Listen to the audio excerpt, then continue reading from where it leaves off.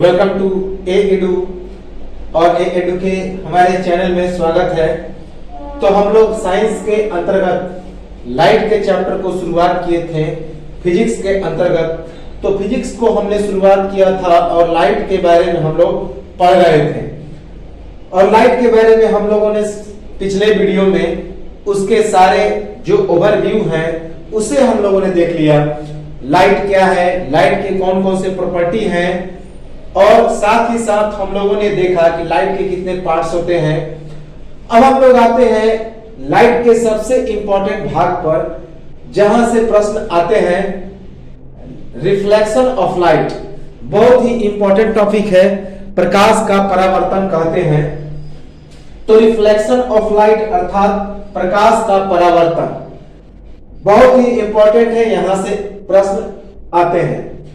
तो प्रकाश का परावर्तन या रिफ्लेक्शन ऑफ लाइट का मतलब होता है कि जब किसी वस्तु से प्रकाश की किरणें टकराती है और टकराने के बाद वापस उसी दिशा में रिटर्न हो जाती है, तो उस प्रक्रिया को ही हम लोग क्या कहते हैं, तो रिफ्लेक्शन ऑफ लाइट कहते हैं, प्रकाश का परावर्तन कहते हैं।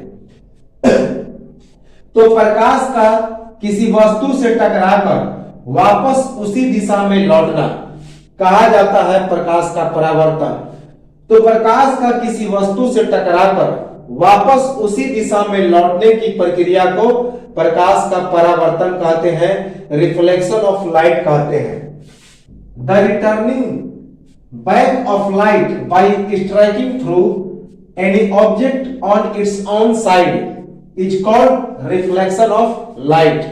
The returning back of light by striking through any object on its own side is called reflection of light। जैसे कि यह जो फिगर दिखाई दे रहा है यह रिफ्लेक्शन ऑफ लाइट का है। तो हम लोग रिफ्लेक्शन ऑफ लाइट को अगर समझेंगे तो सबसे अच्छा है मिरर अर्थात समतल दर्पण। तो समतल दर्पण पर हम लोग इस रिफ्लेक्शन ऑफ लाइट को समझना काफी आसान होता है। तो सबसे पहले हम लोग देखें कि यह जो फिगर दिखाई दे रहा है यह रिफ्लेक्शन ऑफ लाइट का पूरा वर्णन है। इसमें एक मिरर है अर्थात समतल दर्पण है, प्लेन मिरर है। इस प्लेन मिरर को हम लोग एम डैश से सूचित करते हैं, इसलिए क्योंकि एम मिरर का पहला वर्ड है। तो एम डैश एक मिरर है जिसका निचला हिस्सा कलर है, किससे, तो सिल्वरी कोटेड है, चांदी से रंजित है, चांदी से कलई किया गया है। क्यों चांदी से कलई किया जाता है, क्योंकि silver is the best reflector of light. तो यहां पे लिख लेंगे कि silver is the best reflector of light.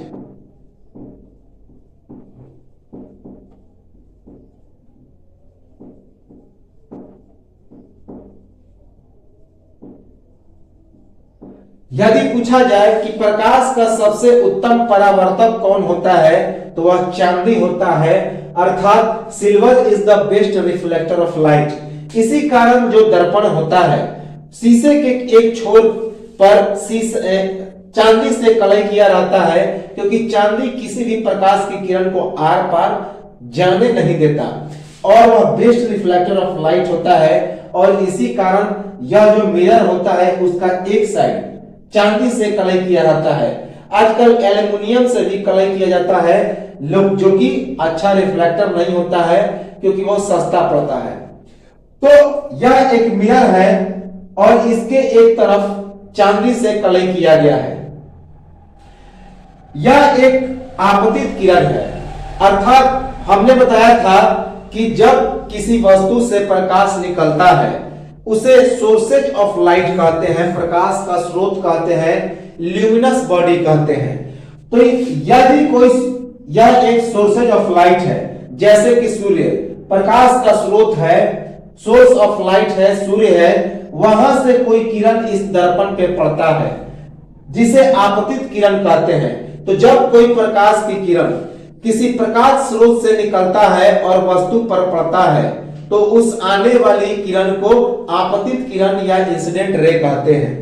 तो यह AO एक इंसिडेंट रे है जो सूर्य से आ रही है। उसके बाद यह रिटर्न होके वापस चली जाती है OB बनकर यह दर्पण से टकराने के बाद वापस रिटर्न हो जाती है OB बनकर, जो एक परावर्तित किरण है, रिफ्लेक्टेड रे है। अर्थात दर्पण से टकराने के बाद वह वापस उसी दिशा में लौट गई, तो यह एक परावर्तित किरण है, रिफ्लेक्टेड रे है। अर्थात रिफ्लेक्शन के बाद जो रे बनती है, रिटर्निंग रे, उसी को ही रिफ्लेक्टेड रे कहते हैं। यह एक नॉर्मल है। नॉर्मल का मतलब होता है अभिलंब। अभिलंब किसी वस्तु के हर एक पॉइंट पर होता है। यह एक काल्पनिक रेखा होती है, काल्पनिक लंबवत रेखा होती है। तो नॉर्मल जो होता है, इस दर्पण पर एक काल्पनिक लंबवत रेखा है, जिसे अभिलंब कहते हैं। इसे ON से सूचित करते हैं, ON। आपतित किरण और जो लंब है, अभिलंब है, उसके बीच की जो एंगल बनती है, उसे एंगल ऑफ इंसिडेंस कहते हैं, आपतन का कोण कहते हैं। उसे स्मॉल आई से डिनोट करते हैं, छोटी आई से डिनोट करते हैं। परावर्तित किरण और अभिलंब के बीच का जो कोण बनता है, उसे कौन सा कोण कहते हैं? तो एंगल ऑफ रिफ्लेक्शन कहते हैं, परावर्तन कोण कहते हैं। तो परावर्तन कोण और आपतन कोण, परावर्तन कोण को छोटी आर से सूचित करते हैं। तो परावर्तित किरण और अभिलंब के बीच का कोण, परावर्तन कोण, उसे आर से सूचित करते हैं, अर्थात एंगल ऑफ रिफ्लेक्शन। जबकि अभिलंब और आपतित किरण के बीच का कोण, अर्थात नॉर्मल और इंसिडेंट रे के बीच जो एंगल बनता है, उसे एंगल ऑफ इंसिडेंस या आपतन का कोण कहते हैं। तो इस चित्र में AON आपतन कोण है और BON परावर्तन कोण है। तो BONR, AONI, तीनों AO, OB और ON अर्थात आपतित किरण, अभिलंब और परावर्तित किरण इस समतल दर्पण के एक ही बिंदु पर मिलते हैं और उस बिंदु को कहा जाता है पॉइंट ऑफ इंसिडेंस। क्योंकि अभिलंब किसके साथ ही दोनों का एंगल बनता है, तो जिस बिंदु पर तीनों मिलते हैं उसे पॉइंट ऑफ इंसिडेंस कहते हैं, आपतन का बिंदु कहते हैं, आपतन बिंदु कहते हैं। तो यह जो पूरा जो हमारा फिगर है, यही रिफ्लेक्शन ऑफ लाइट है। प्रकाश आया, वापस रिटर्न हो गया। जितना एंगल पे आता है उतना ही एंगल पे वापस भी मुड़ता है। अर्थात ये जो एंगल है I और R दोनों सदैव बराबर होते हैं, याद रखिए। तो एंगल I और एंगल R दोनों सदैव बराबर होते हैं, इंपॉर्टेंट है। तो आपतन का कोण क्या होता है कि जिसे इंसिडेंट एंगल ऑफ इंसिडेंस बोलते हैं। आपतन कोण अर्थात I, आपतित किरण तथा अभिलंब के बीच का कोण। आपतित किरण और अभिलंब के बीच का जो कोण होता है, उसे ही आपतन कोण या इंसिडेंट एंगल या एंगल ऑफ इंसिडेंस कहते हैं। The angle between incident ray and normal, the angle between incident ray and normal is called angle of incidence और इंसिडेंट एंगल। उसके बाद परावर्तन कोण, परावर्तित किरण तथा अभिलंब के बीच का कोण। परावर्तित किरण तथा अभिलंब के बीच का कोण परावर्तन कोण कहा जाता है, एंगल ऑफ रिफ्लेक्शन कहा जाता है, रिफ्लेक्टेड एंगल कहा जाता है। The angle between reflected ray and normal, तो परावर्तन कोण को R से और आपतन कोण को I से सूचित किया जाता है। ये चीजें हम लोगों ने देख लिया। इसके बाद आपतित किरण। आपतित किरण का मतलब होता है किसी स्रोत से आने वाली किरण। तो किसी प्रकाश स्रोत से वस्तु पर पड़ने वाली किरण को क्या कहते हैं? तो आपतित किरण कहते हैं। किसी प्रकाश स्रोत से वस्तु पर पड़ने वाली किरण को आपतित किरण कहते हैं। जैसा कि यह फिगर है, इस फिगर में सूर्य से AO एक आपतित किरण है। सूर्य से AO जो है वह इंसिडेंट रे निकलता है। उसके बाद the ray come from only, the rays come from any source of light is called incident ray. The rays come from any source of light is called incident ray. जैसा कि यह चित्र में है, OA एक इंसिडेंट रे है, आपतित किरण है। ठीक उल्टा परावर्तित किरण, अर्थात जो वस्तु या दर्पण से टकराकर वापस रिटर्न होता है, वस्तु या दर्पण से टकराकर वापस लौटने वाली किरण को परावर्तित किरण कहते हैं। The ray returning after striking through mirror और object, the ray returning after striking through mirror और object is called reflected ray. In the figure OB is reflected ray. In the figure OB is reflected ray. उसके बाद अभिलंब। अभी हमने बताया कि दर्पण या वस्तु पर एक काल्पनिक रेखा होती है, काल्पनिक लंबवत किरण होती है, जिसे हम लोग अभिलंब कहते हैं। तो दर्पण या वस्तु पर पड़ने वाली काल्पनिक लंबवत किरण, दर्पण या वस्तु पर पड़ने वाली काल्पनिक लंबवत किरण को हम लोग नॉर्मल कहते हैं, अभिलंब कहते हैं। द परपेंडिकुलर इमेजिनरी रे ऑन मिरर और ऑब्जेक्ट। तो चित्र में NO क्या है? तो अभिलंब है।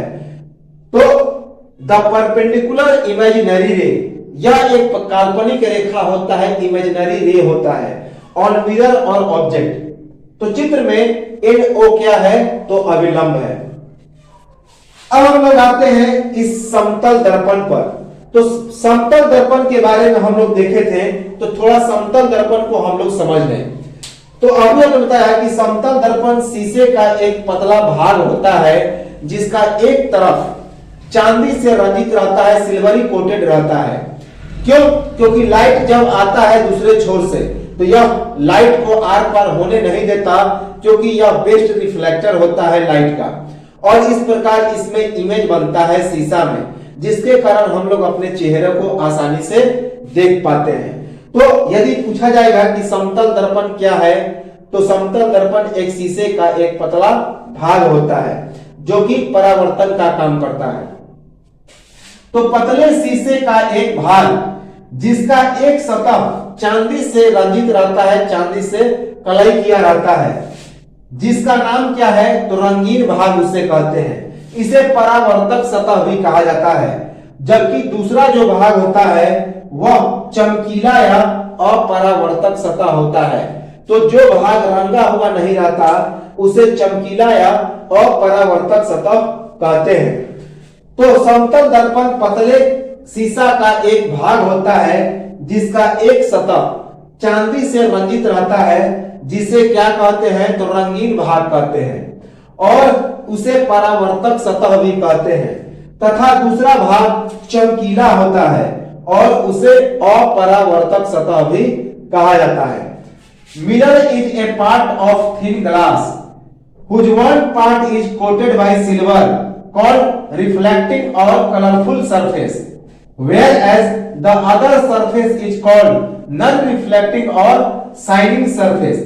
तो इस चित्र में MM डैश, हमेशा समतल दर्पण को MM डैश से दर्शाते हैं, याद रखेंगे, क्योंकि M से मिरर स्टार्ट होता है।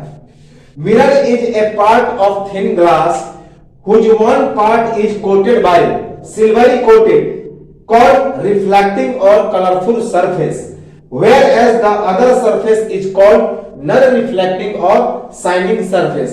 In the given figure MM dash is plane mirror। अब हम लोग आते हैं, यहां से प्रश्न बहुत इंपॉर्टेंट है, reflection of light, law of reflection of light.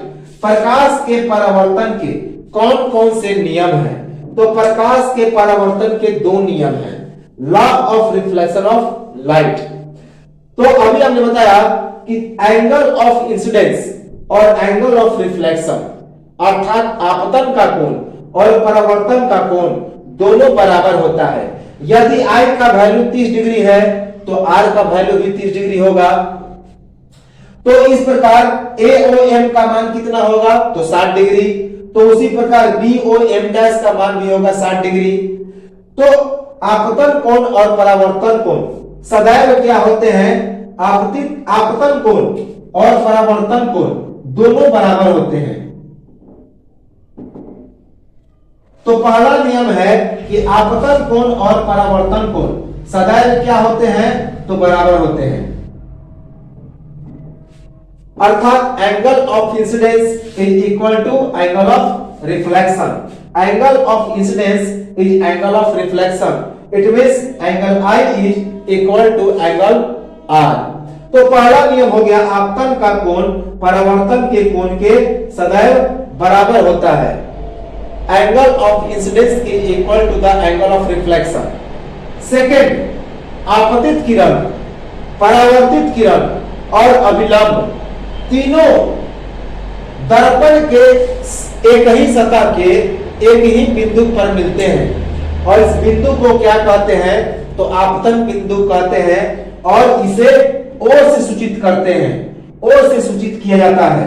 याद रखेंगे कि आपतित किरण, परावर्तित किरण और अभिलंब तीनों दर्पण या वस्तु के एक ही बिंदु पर मिलते हैं और उस बिंदु को क्या कहा जाता है, तो इस बिंदु को आपतन बिंदु कहा जाता है और उसे O से सूचित किया जाता है। O याद रखेंगे कि आपतित किरण, परावर्तित किरण तथा अभिलंब दर्पण या वस्तु के एक ही बिंदु पर मिलते हैं और उस बिंदु को क्या कहते हैं, तो आपतन बिंदु कहते हैं और इसे O से सूचित किया जाता है। Incident ray, reflected ray and normal meet at same point on the same surface of mirror or object and this point is called point of incidence and it is denoted by letter O। तो incident ray, reflected ray and normal meet at same point on the same surface of mirror or object and this point is called point of incidence and it is denoted by letter O। तो यह तो था प्रकाश के परावर्तन के नियम, बहुत important है। अब हम लोग आते हैं कि वास्तव में यह जो परावर्तन है वह कितने प्रकार का होता है। तो परावर्तन जो है अर्थात रिफ्लेक्शन दो प्रकार का होता है। एक को बोलते हैं रेगुलर रिफ्लेक्शन और दूसरे को बोलते हैं इरेगुलर रिफ्लेक्शन, अर्थात नियमित परावर्तन और अनियमित परावर्तन। तो रेगुलर रिफ्लेक्शन और इरेगुलर रिफ्लेक्शन। तो रेगुलर और इरेगुलर, नियमित और अनियमित। चिकने या कम उबड़ खाबड़ वाले सतह पर जो प्रकाश का परावर्तन होता है उसे रेगुलर रिफ्लेक्शन बोलते हैं, नियमित परावर्तन कहते हैं। तो जो रिफ्लेक्शन स्मूथ सरफेस पे होता है उसे रेगुलर रिफ्लेक्शन बोलते हैं और जो उबड़ खाबड़ सरफेस पे होता है उसे इरेगुलर बोलते हैं। रेगुलर कहने का मतलब है कि जब उस सतह से प्रकाश की किरणें परावर्तित होती है अर्थात रिटर्निंग होती है परावर्तन के बाद, तो एक ही समांतर में गुजरती है, एक ही एंगल बना के गुजरती है। लेकिन जब अनियमित सरफेस पे अर्थात उबड़ खाबड़ सरफेस पे परावर्तन होता है तो किसी में टकराने के बाद बाएं मुड़ती है तो किसी में दाएं मुड़ती है, अर्थात अनियमित परावर्तन होता है। डिफरेंट डायरेक्शन में प्रकाश की किरणें मुड़ती है, जैसा सरफेस वैसा मुड़ाव। तो चिकने या कम उबड़ खाबड़ वाले सतह पर परावर्तन को क्या कहते हैं, तो नियमित परावर्तन कहते हैं। इसमें जो होता है सारे प्रकाश की किरणें परावर्तन के बाद एक ही दिशा में मुड़ जाती हैं, अर्थात सभी समांतर जाती हैं। जैसा कि यह चित्र में स्पष्ट दिखाया गया है, यह एक चिकना सतह है और सभी किरणें समांतर गुजर रही हैं परावर्तन के बाद, सभी समानांतर है अर्थात इनमें नियमित परावर्तन हो रहा है। तो चिकने या कम उबड़ खाबड़ वाले सतह पर जो परावर्तन होता है उसे ही हम लोग रेगुलर रिफ्लेक्शन कहते हैं, नियमित परावर्तन कहते हैं। The reflection on the smooth और trough crest surface, less trough crest surface. Trough crest का मतलब हो गया उबड़ और खाबड़, जो ऊपरी हिस्सा होता है उसे उबड़ और जो धंसा हुआ हिस्सा उसे खाबड़, अर्थात जिसमें गड्ढा और उड्ढा की मात्रा ज्यादा कम रहती है तो उस पर जो परावर्तन होता है उसे रेगुलर बोलते हैं, नियमित परावर्तन कहते हैं। द रिफ्लेक्शन ऑन स्मूथ और less rough crest surface is called regular reflection. परावर्तित किरणें कैसे गुजरती है? तो समांतर गुजरती है। तो जो परावर्तित किरणें होती हैं वह समांतर गुजरती है। रिफ्लेक्टेड रेज पैरेलल, इसमें रिफ्लेक्टेड रे कैसी होती हैं? तो पैरेलल होती हैं। अब हम लोग आते हैं अनियमित परावर्तन पर, इरेगुलर रिफ्लेक्शन पर। तो नियमित परावर्तन का सबसे अच्छा उदाहरण तो दर्पण होता है, मार्बल होता है, चिकना दीवार होता है। तो मार्बल, चिकना दीवार, दर्पण, इन सब में नियमित परावर्तन होता है। ठीक उसका उल्टा रुखड़ा या अधिक उबड़ खाबड़ वाले सतह पर जो परावर्तन होता है, रुखड़ा या अधिक उबड़ खाबड़ वाले सतह पर जो परावर्तन होता है वह अनियमित परावर्तन होता है। अर्थात डिफरेंट डायरेक्शन में परावर्तित किरणें रिटर्न होती हैं। द रिफ्लेक्शन और रफ और मोर rough crest surface, the reflection और रफ और मोर crest rough surface is called irregular reflection. इसमें क्या होता है? तो परावर्तित किरणें असमांतर होती हैं। जो परावर्तित किरणें हैं वह क्या होती हैं? तो असमांतर होती हैं। Reflected ray are non parallel, reflected rays are non parallel. अब जो एक नोट याद रखेंगे कि परावर्तन वस्तु के हर एक बिंदु पर होता है, इसी कारण हर एक बिंदु पर परावर्तन के नियम का पालन होता है, चाहे वो सतह नियमित हो और चाहे वो सतह अनियमित हो। याद रखेंगे कि जितने सारे पॉइंट होते हैं सतह पे, हर एक बिंदु पर इस परावर्तन के नियम का पालन होता है। क्यों? क्योंकि परावर्तन जो होता है, प्रकाश हर एक बिंदु से आता है और रिटर्न होता है। तो जाहिर सी बात है, जब एक बिंदु की बात आती है तो वह आपतन बिंदु हो गया, तो वहां पे एंगल ऑफ इंसिडेंस और एंगल ऑफ रिफ्लेक्शन दोनों बराबर होगा। अर्थात यह जो परावर्तन का नियम है प्रत्येक वस्तु के हर एक बिंदु पर लागू होता है, क्योंकि प्रत्येक बिंदु से लाइट टकराता है और वापस जाता है। हमने बताया था कि लाइट किरणों का समूह है और कितने किरण आते हैं? तो अनगिनत आते हैं। तो इस कारण प्रकाश का जो परावर्तन होता है वस्तु के हर एक बिंदु पर होता है, इंपॉर्टेंट है। प्रकाश का परावर्तन किसी वस्तु के प्रत्येक बिंदु पर होता है। Reflection is at all point of the surface, reflection is occur in at all point of the surface. अब हम लोग आते हैं प्रतिबिंब, जिसे इमेज कहते हैं। तो एक प्रकाशकीय छाया होता है, किसी वस्तु का प्रकाशकीय छाया जब दर्पण में बनता है उसे ही हम लोग इमेज कहते हैं।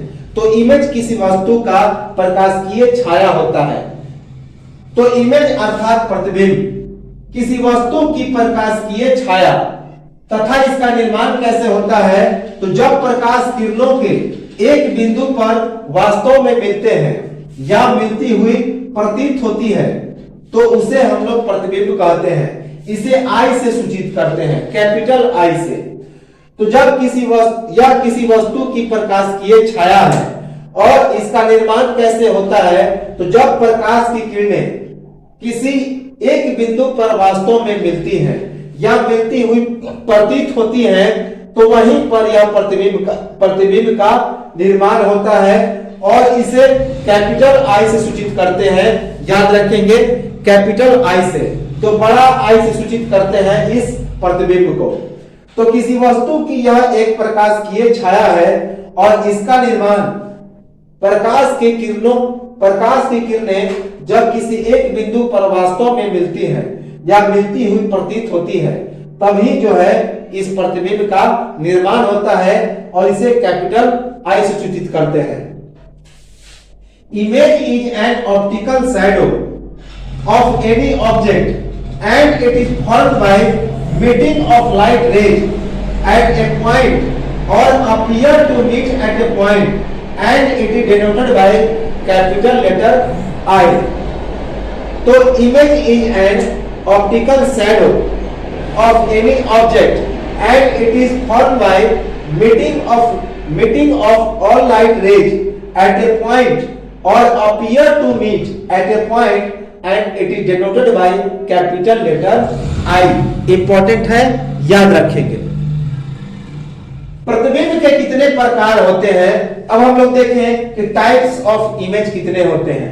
तो प्रतिबिंब के प्रकार अर्थात types of image, there are two types of images, there are two types of images, अर्थात जो प्रतिबिंब होता है उसके दो प्रकार होते हैं।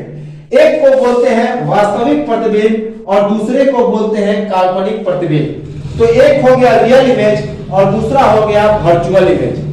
तो रियल इमेज और वर्चुअल इमेज अर्थात वास्तविक प्रतिबिंब और काल्पनिक प्रतिबिंब।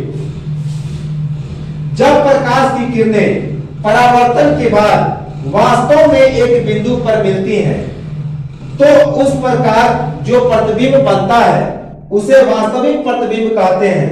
जैसे कि सिनेमा के पर्दे पर और कैमरे में जो प्रतिबिंब बनता है वह वास्तविक प्रतिबिंब है।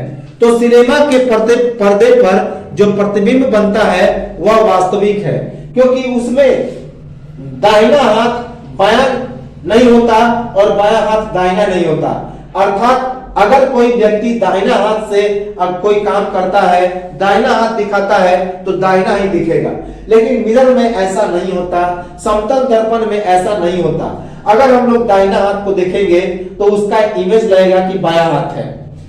तो इस प्रकार जो सिनेमा का पर्दा होता है, फोटो कैमरा होता है, वहां पे रियल इमेज बनता है।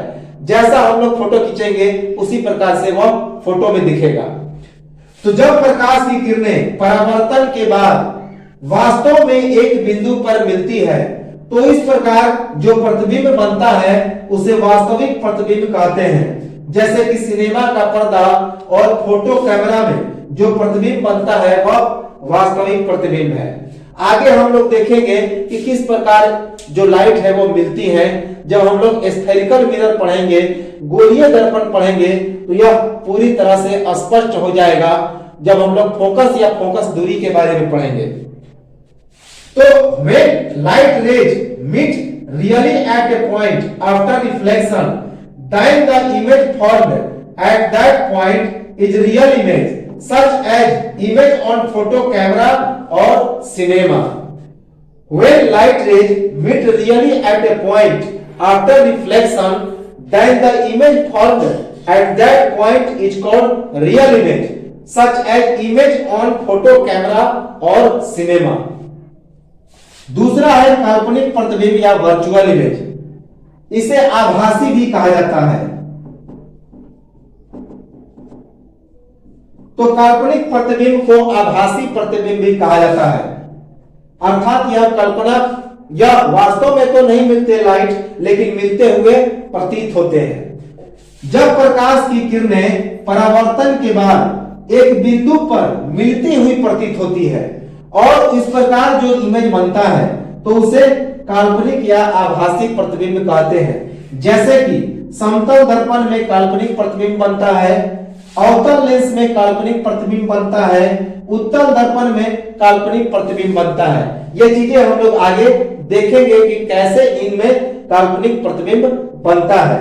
तो जब प्रकाश की किरणें परावर्तन के बाद एक बिंदु पर मिलती है, एक बिंदु पर मिलती हुई प्रतीत होती है, तो उस पर जो प्रतिबिंब बनता है उन्हें काल्पनिक प्रतिबिंब कहते हैं। जैसे समतल दर्पण, अवतल लेंस और उत्तल दर्पण पर बना प्रतिबिंब काल्पनिक या आभासी होता है। When light rays appear to meet at a point after reflection, then the image formed at that point is called virtual image, such as image at plane mirror, convex mirror and concave lens. When light rays appear to meet at a point after reflection, then the image formed at that point is called virtual image, such as image at plane mirror, convex mirror and concave lens. तो यह तो था प्रतिबिंब के प्रकार। अब समतल दर्पण पर जो प्रतिबिंब बनता है वह कैसे बनता है, अर्थात जो हम लोग चेहरा देखते हैं तो किस प्रकार वह चेहरा अंदर में दिखाई देता है, तो वह क्या होता है, अभी हमने बताया, वह चेहरा वास्तव में ओरिजिनल नहीं होता, वह प्रकाशिकीय एक छाया है। तो समतल दर्पण पर बना प्रतिबिंब, इमेज ऑन प्लेन मिरर, किस प्रकार बनता है और कैसा बनता है उसे हम लोग देखें। तो सबसे पहले कि इसमें जो प्रतिबिंब बनता है, सेम साइज एज ऑब्जेक्ट, जितना बड़ा वस्तु होता है उतना ही बड़ा इमेज बनता है।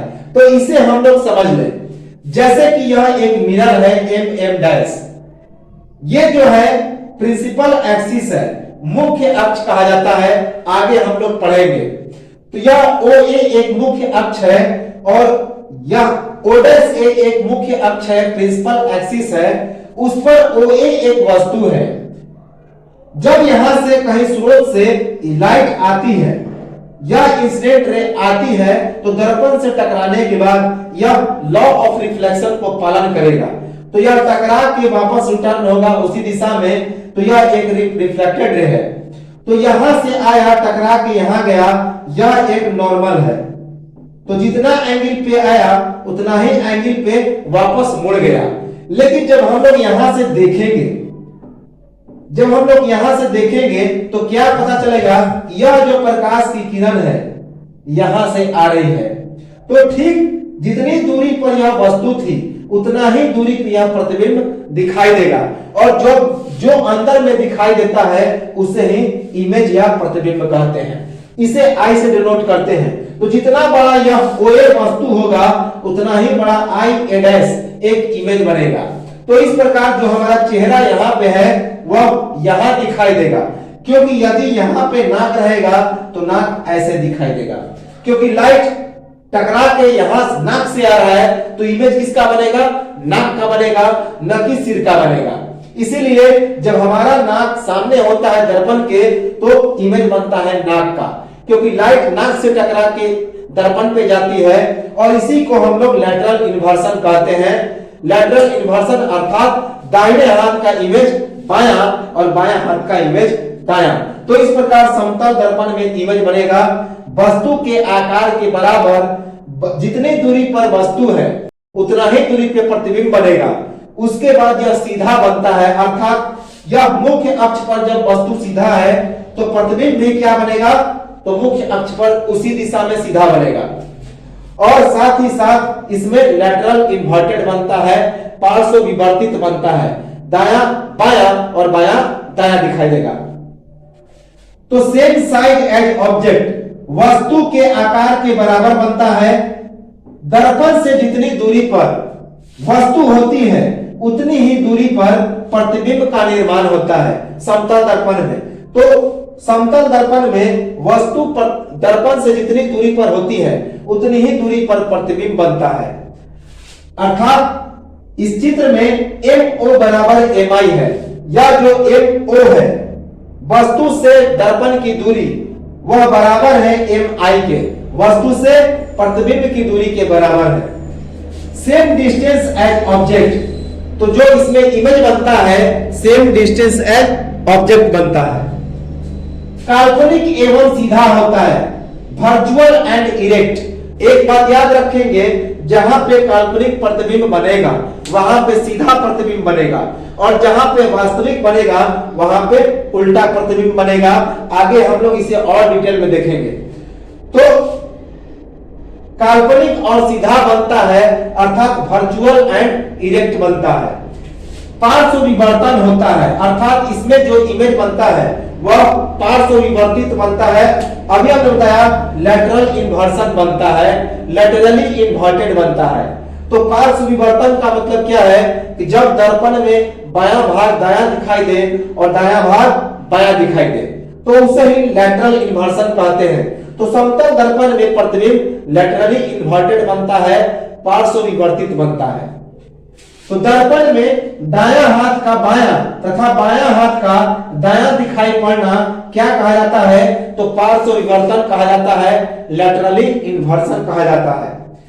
In mirror left hand appears to be right and right hand appears to be left and this process is called lateral inversion. In mirror the left hand appears to be right and right hand appears to be left and this process is called lateral inversion। जैसे कि इस चित्र में दिखाया गया है, यह एक मिरर है, यह जो आर्क लेटर है इसका ये सिरा दिखाई दे रहा है उल्टा, अर्थात जो इसके मुंह के सामने था वह उल्टा दिखाई दे रहा है। यह जो पाई है वह पाई दाएं साइड है तो इधर बाएं साइड, और आर का मुंह बाएं साइड तो उधर दाएं साइड। तो इसे ही लैटरल इन्वर्सन कहते हैं। जो बायां भाग है वह दायां और दायां भाग बायां दिखाई देता है, जो कि समतल दर्पण का एक सबसे इंपॉर्टेंट प्रॉपर्टी है। एक बात याद रखेंगे कि जब प्रकाश की किरणें लंबवत या अभिलंब से गुजरती है तो उसी रास्ते से बिना मुड़े हुए वापस लौट जाती है, क्योंकि 90 डिग्री पे जब आएगी तो 90 डिग्री से ही वापस रिटर्न हो जाएगी, क्योंकि अभिलंब से जो भी किरणें आती हैं तो वह उसी रास्ते से वापस रिटर्न हो जाती हैं, क्योंकि अभिलंब आपतित किरण और परावर्तित किरण दोनों का काम करता है। तो जब प्रकाश की किरणें लंबवत या अभिलंब से गुजरती हैं तो वह उसी रास्ते से बिना मुड़े हुए वापस रिटर्न हो जाती है। When light rays emits perpendicularly or through the normal, then it returns with the same path with the normal।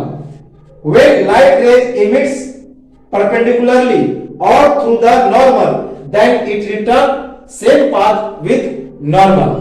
अर्थात उसमें किसी प्रकार का मुड़ाव नहीं होता। अब हम लोग देखते हैं अनंत प्रतिबिंब के बारे में। जो हमारा प्रतिबिंब बनता है वह अनंत बनता है। किस कंडीशन में इनफाइनाइट इमेज बनता है?